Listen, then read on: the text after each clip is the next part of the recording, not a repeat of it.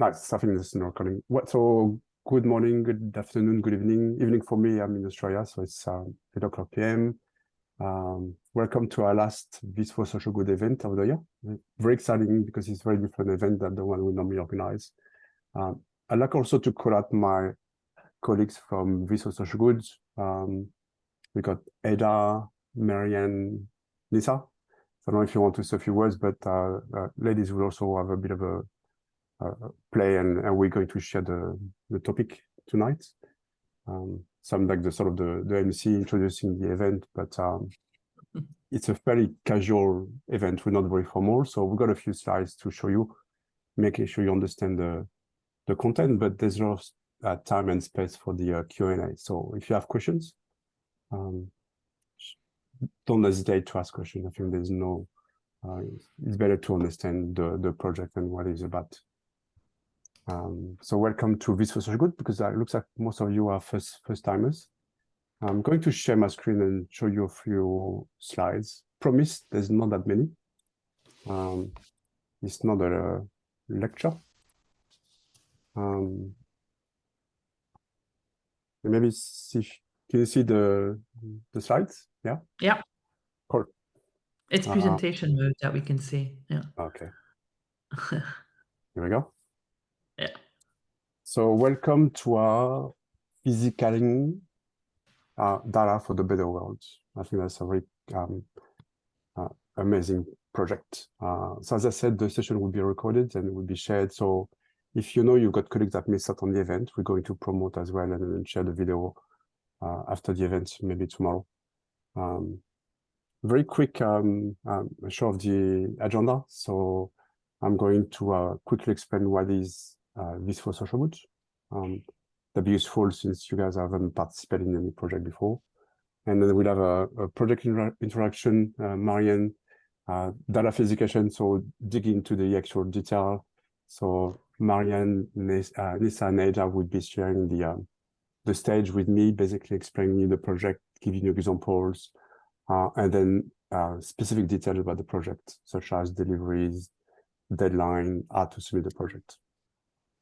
And as I said, we'll keep a good chunk of the hour to for the Q&A and basically answer your questions if we have the answers. So as a quick introduction, I'd like to basically explain what is This for Social Good. So This for Social Good is also a global group of volunteers. We're all passionate with data visualizations. And basically the aim is to help non-for-profits, NGOs, to promote their impact through the use of data visualizations.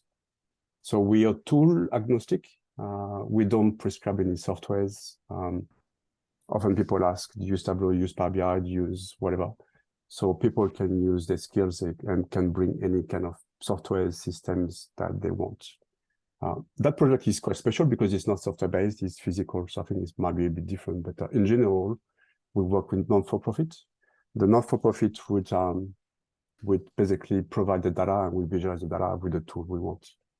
We are a very global organization. We are non-for-profit ourselves. We are all volunteers. So Eda, Nessa, Marianne, myself, and the people on the board, we're all volunteers. We got their jobs, but we're very passionate to bring the community together for the benefit of the social goods.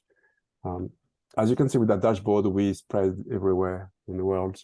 We worked with 44 charities since 2017, I believe. We've got 700 plus active volunteers. Some of them join every project. Some people are quite dedicated. We've run 47 projects. And projects range from education, health, economics, very wide range of topics. On that side, you might recognize some of the logos. We work with the big guys in town, UNICEF, UN, UNDP, but we also work with tiny little charities, like for example, this one in Australia, Sunny Street. It's a charity of 2. And I think that was one of those most amazing projects because that charity didn't have any data viz resource. They barely use Excel, and then we were able to create amazing charts and data viz that they could use to get some funding for the government. But as you can see, we work with a very wide range of challenges and topics. The way it works, you might have participated in some challenges online. The way we work is usually we have long projects. So our project usually lasts for a month, 4 weeks. So we start with a kickoff, like today. So the project become live from today, which is the collab of the project. We all collaborate, so you can work as a team. So you might have colleagues that you might want to form a team, even meet physically in your cities, at work, for example, or with your families and friends, or you can work as a single person. It really depends. So there's no rules. But for the 3 to 4 weeks, you basically design, iterate, collaborate. We're going to show that in a minute, but we also have a Slack channel where you can ask questions, send some drafts and ask questions and get some answers. And towards the end, we're basically going to ask you to submit your projects.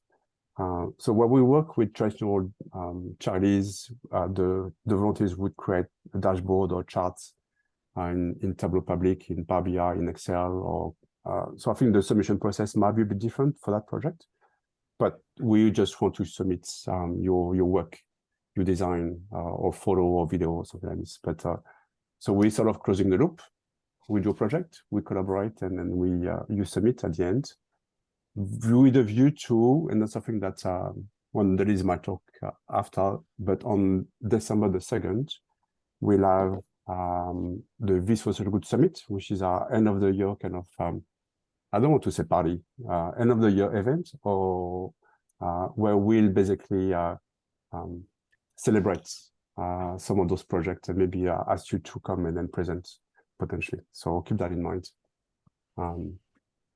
Just a few screenshots of some projects that some of our volunteers created.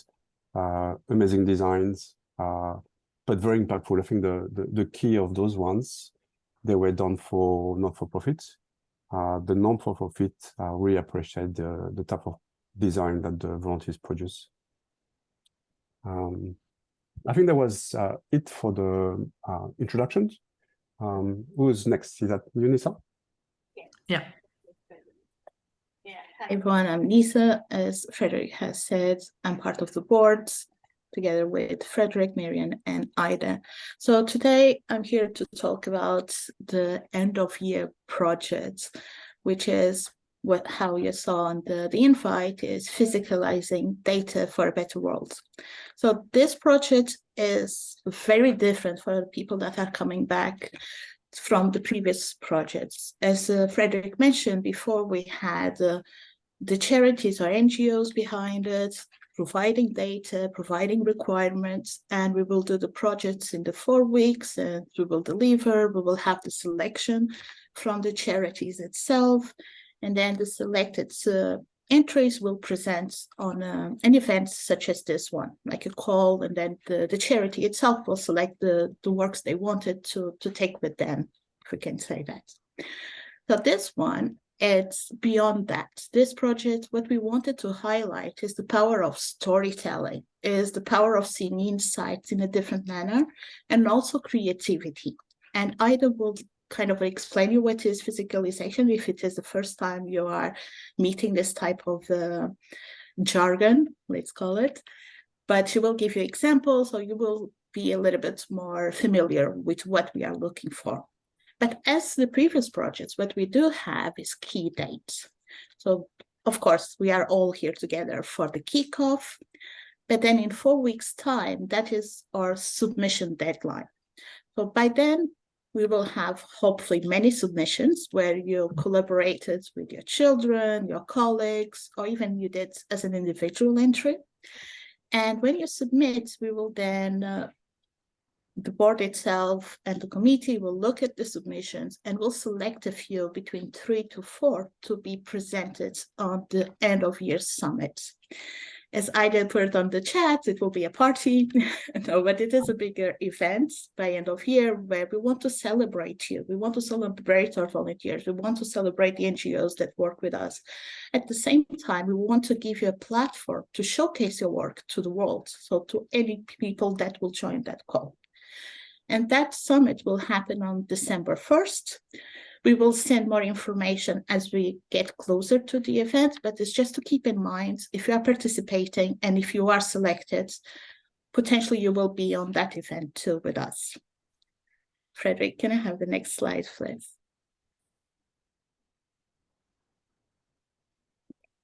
So the topic of this project, because it's a little bit wider, is environmental impact. So this encompasses many things. It can be weather, related with weather, it can be related with sustainability, it can be related with how you are performing actions that will have a positive impact on the environmental part of our lives, right? So we will provide some data sets that Marian will walk you through those, but it's also open to your own creativity. So if you can create your own data set, you can enrich the data sets with more data. So we are leaving it really open. What we want to do is highlight the importance of the topic itself. So it's related with the environmental impact. So you can go wild in terms of creativity. Everything is accepted. Frederick, can I have the next slide, please? Okay, I talked a little bit about who could participate. So, and here is the list, and it isn't just this list. So if you are curious, you don't have any contact yet with data and analytics, or you don't have any knowledge of any software related to data and analytics, you can participate because Physicalization allows you that. So if you just want to improve your storytelling, you already you are a seasoned already developer or data analyst or BI specialist, you can participate too. So if you want to stretch yourself, your skills beyond the digital world, this is an amazing project to do that. So if you work with a school or a university, yeah, you can participate, bring people along. The same way with families. So if you have children or nephews, nieces, you can participate as a group because it is a really good, fun project to do with younger people because they are so flexible and they have these amazing imaginations that will help you too to look at data in different manners. So we will invite you to be as creative as you can and have fun when you do this. And if you need support, of course, we are here and you can always reach out to us. And with that, I will pass it to Ida that will talk about data physicalization. So what are we looking for? Hi, everyone. I was just writing that it's also a great way to raise awareness for kids and for younger audiences about the certain topics if they are manipulating the data. So thank you, Nisa. My name is Aida Oraniet. I am the Director of Community Engagement at Vis for Social Good, and I'm going to quickly introduce this fantastic topic that I love, data physicalization. So what is data physicalization? I extracted this short definition from the paper Opportunities and Challenges for Data Physicalization. It is a physical artifact whose geometry or material properties encode data. So it can be really any object, anything physical that encodes data somehow. Next slide, please. So why do we use it? What are the opportunities? What are the benefits of doing something physically with the data? So it leverages active perception. So it's not a screen we are looking at. It's something we can turn. Sometimes if it's big, we can walk around. We can look at it from different points of views, like we can get closer, we can get farther, and that has an impact on our perception. It's also a fantastic way to use 3D representations, but in a way that are perceived with less effort. We can also benefit from all senses, so it's not just the vision, but the obvious one is the touch. We can touch a physical element, but also sound could encode data, for example. Doing the physical manipulation of the objects can facilitate the understanding and learning. This is what we see very often in the schools, that the kids manipulate things to learn. So this is also something we can use to learn about the different topics, like the environmental impact that we have for this project. And I think one of the most important is the last one, is how it engages the audience. So in the past, when I have worked with the projects in data physicalization, people is just curious about what is this, and they want to know. So you can treat very complex topics and data sets, and they feel attracted to explore them and to spend time with the data. So that engagement is very, very, very important. And there are many more, I'm sure, but I think these are the main opportunities that we could highlight. So what does it look like? What are some examples? I extracted a few examples from the dataphys.org gallery. That is a great collection that we have also included in the resources of the project. So it could be using specific objects or materials to represent a measure, like in the example of the campaign Rethink Your Drink, that is visualizing or physicalizing the amount of sugar in the drinks. It could be a graph built with Lego bricks. It can be wearables, like a scarf, where every line encodes the temperature of a day in a certain region. This is a good example for climate change, physicalizations. It could also be a we have an example of a necklace that is encoding air pollution, or you could just invent like your own custom encodings, like in the example of the data badges, that it aims at visualizing information about the participants in a conference, what are their areas of interest and what are their future endeavors, in a way that everyone can encode it themselves. So you can represent physically statistical standard charts that you are familiar with, like a bar chart, or you can just invent a totally new visual encoding that works for your project. So I think this is a good example of very different physicalizations, but we've put together a bunch of resources that you can use for inspiration, and I'm sure you will find some ideas there. Have fun. Marian? I have to remember to mute myself. So yeah, I just want to kind of go through the data, talk a little bit about inspiration and so on. So Nisa mentioned a little bit the topic and the scope of what we're going to be working on this time, and it's been mentioned a few times. It's a little bit different from before. Ada showed you some great examples of the kinds of outputs that we are looking for, and that is of course only a small portion of what you can come up with, right? If you check out the resource page that I just put in the chat, and we'll go take a look at it in a few seconds. There's lots more ideas for you to hopefully be inspired by and come up with your own crazy creations. So to make this a little bit easier, as we mentioned before, we would work with specific organizations, and they would provide the data for us to help you get started. We collected some data sets for you. These are, of course, not the only ones that you can use. You're welcome to research your own, or as was mentioned before, you could even create your own, right? So I'm just going to quickly pull up a few things, some pages. I think there we go. Got it. So I think everyone can see the screen, right? The resource page, is that coming up? Yes. Nicely. Okay. Yeah. So this is the page where you can find all of the resources, the data sets that we've curated. Like I said, these are not the only ones that you can use. You are more than welcome to research your own or potentially create your own. I think that's always really fun. And we'll look at some examples in a minute. And there's a bunch of other pages where you can get ideas on what else data physicalization could look like, because it's very broad, and I'm really excited to see what everyone comes up with. So there's plenty of things for you to be inspired by. I would also recommend keeping an eye on some of our social media channels. So we are on LinkedIn, Twitter, and Instagram. I'll drop the links in the chat in a minute. Keep watching there as well, because we'll post some of our favorites, maybe some of the things that we are working on ourselves. I know I'm excited to break out the Legos and see what I can come up with. So I think there's plenty of things for you to be inspired by. If you were to find other examples, please come visit us on the Slack channel and drop them in there so we can add them to this page and build out the collection, and others can maybe find new ideas on how to approach this.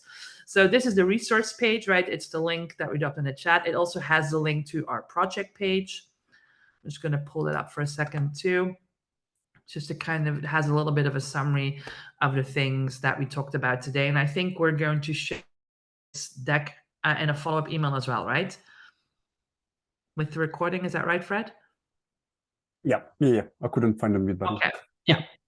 Yeah, but just for you to know what information is on here, etc. So just good to know, just to take a quick look at that. And a link to the Slack channel, you can find that at the bottom of the page, especially for the folks that are new. For the folks that have been around, they probably already know where to go. If you don't, this is where you can join us and ask questions, share ideas, share inspiration, and so on. So that was the event page and the resource page. Like I said, the data sets are mentioned in different places. I'm just going to stop sharing for a second, and we'll go back to the deck. I think there's one more slide that I wanted to share. I think, Fred, you have that, right?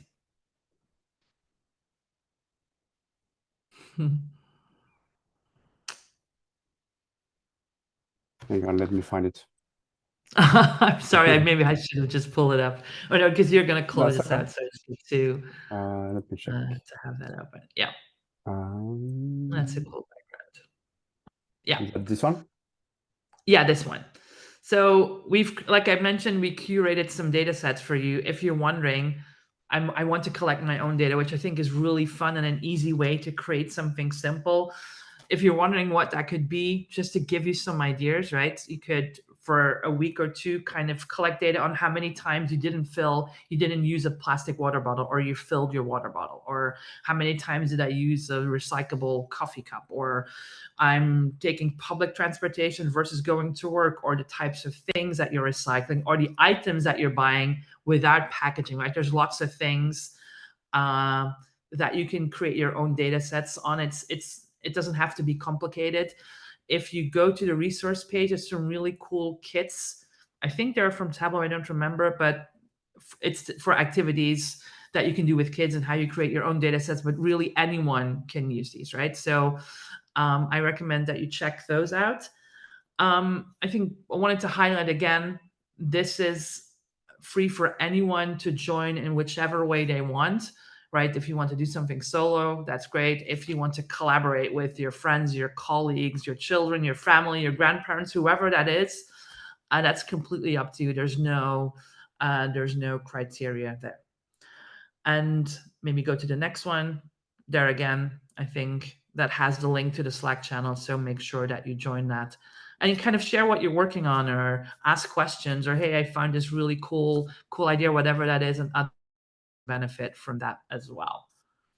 And I think that was it. That's what I had to share. Maybe want to open it up for questions. Yeah. And I can also, if you drop me an email, your email in the chat, I can check if you got access to Slack. Okay. You can join from my website, but if you send me a private message with your email, I can just invite you to Slack. Maybe everyone, maybe the new folks should just take advantage of that, and then Fred can get you. Yeah, I can just bulk invite you. you. Be easier. Okay. But yeah, the floor is open for you guys. Just ask us questions, any questions about the project, about the process. Yeah. Go for it.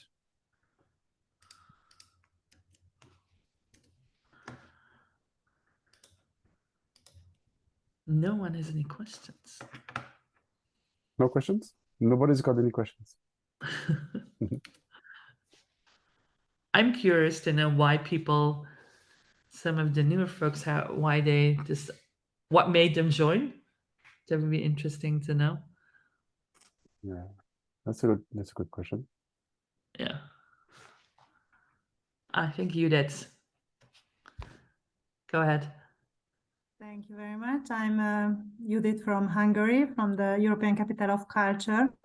And I got the message about this event right now from a colleague from the ECOC. And my question is then, it's clear that we can use also, for example, data that has been collected by ourselves, so by the European Capital of Culture. And regarding the process, because I've never heard about this project, but it's very ambitious or very nice, then those who are presenting, they do it online at the end of the day, or how does it work, the end of the process? Because I couldn't find out only some award or of the project on the website. So how does it work in order to, I don't know, to begin with our staff or students, families, whatever? And my question, whether everything should be in English, or you can use like subtitling if, I don't know, somebody is doing in their own language, or how does it work, or how is your practice or experience with that? Can I answer? Or, yeah. or go ahead, Lisa. In terms of the deliverables itself, so physicalization will be something that many times is tactical and you cannot ship it to us, right? We are asking as part of the deliverables to have a small video to showcase the process and you guys having fun, and a picture of your final product. And you will submit those outputs to us. Then we will select, and imagine the 3 or 4 people that are selected, you are one of those. We will send you an invitation saying our teams has selected your work. If you can attend the summit at end of year, we will love for you to present as part of the event itself. So we will have a slot during the event that will happen on the 1st of December. We will send the more information a little bit further down the line in the month. It's online. And we will, it's virtually. So we want you to join and present your solution, right? And share with the wider audience. And about the languages, I think you can do it in a different language, but it would be nice to have some subtitles. And if you present it in the event, then you need to do the presentation in English. But we had in the past projects in multiple languages, and that worked quite well.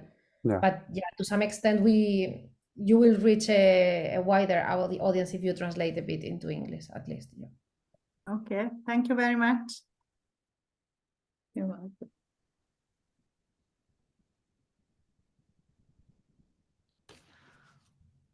Any other questions?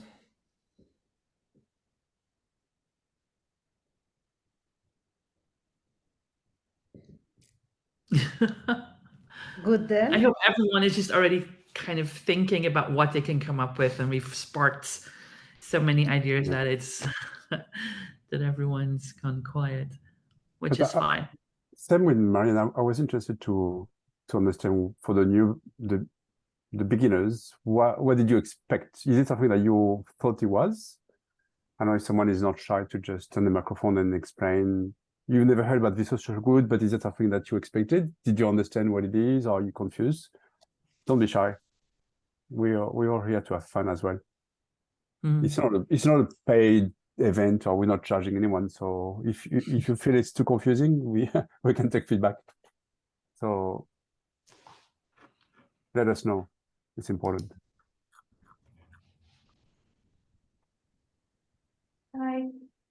I think it's actually self-explanatory. That's why there is not many questions. Oh, that's good. As Marianne said, we are already thinking how to make it. So, That's good. Yeah, there is nothing much to ask. But the presentation was really cool. Thank you, guys. And the idea is amazing. And because I'm a first joiner, I just found out, I've never heard it before. So it was just a cool idea which was seen in LinkedIn, and we decided, let's think about it. Maybe we'll come up with something interesting. And as you said, have fun a little. Because usually we are dealing with data only on a computer, and it would be fun to try something else. Yes.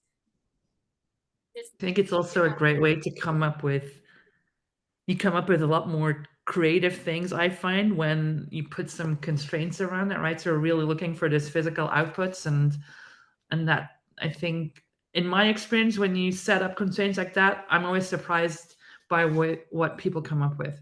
So I'm really excited to see what all of those entries look like. Well, one of the challenge will be not only to be creative, but actually to do something which is useful somehow. That would be kind of the biggest challenge.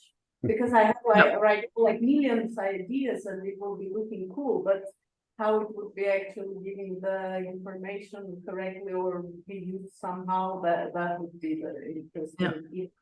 Yeah.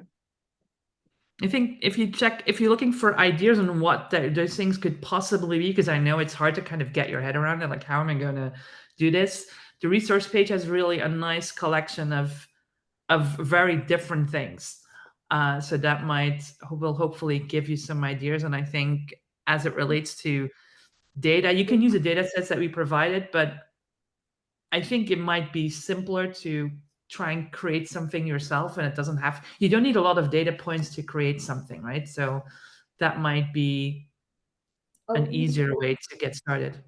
Yeah, the ideas are very good, but they also have this kind of counter effect that they are giving you another ideas and not giving you to do something out of the box. So yeah, at first we'll try to think something else, and then, but as I said, and the resources are really cool and the ideas, so thank you very much for that. Nice. Yeah. Don't forget, if you have already other hobbies, let's say you like to bake or you like to cook, you can do physicalization with food and cooking and cookies, cupcakes, cakes. So you have so much that you can use to do really data projects. So it can be really fun. Yeah. I would want to eat all the food. I could not use food because yeah, the challenge will be to make the photos or videos before that's all. Yeah, that's funny. Got it. So Eda, you were saying that you're going to have your family, your daughter as well participating. Is that right? So people can have their family and kids involved. Yeah. Me, of course, I'm doing that. We do it all the time, kind of, but now it's like officially for Vis for Social Good. So yes, hopefully I will do something also with my neighbors and some people from the neighborhood. Let's see. You can also organize little events around this and let us know if you do, so that people can join, because it's a fun activity.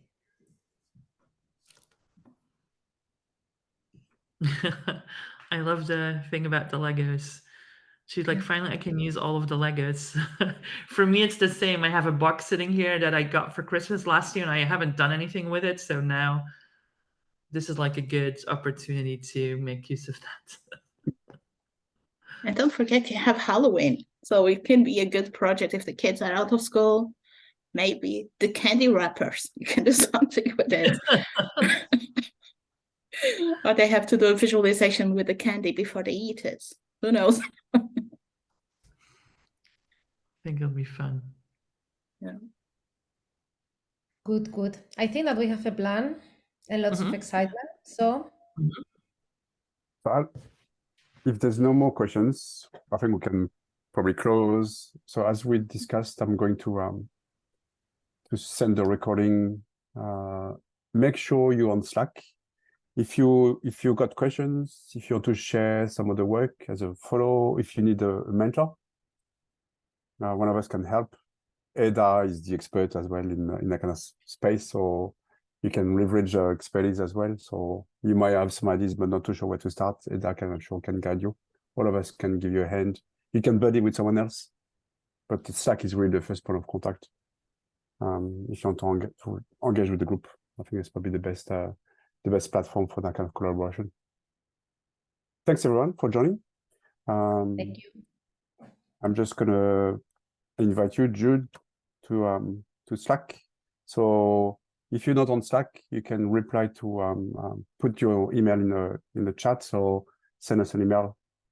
But otherwise, see you online somewhere in Slack or wherever in space, or maybe the 2nd of December when we have a summit. Thanks everyone for joining.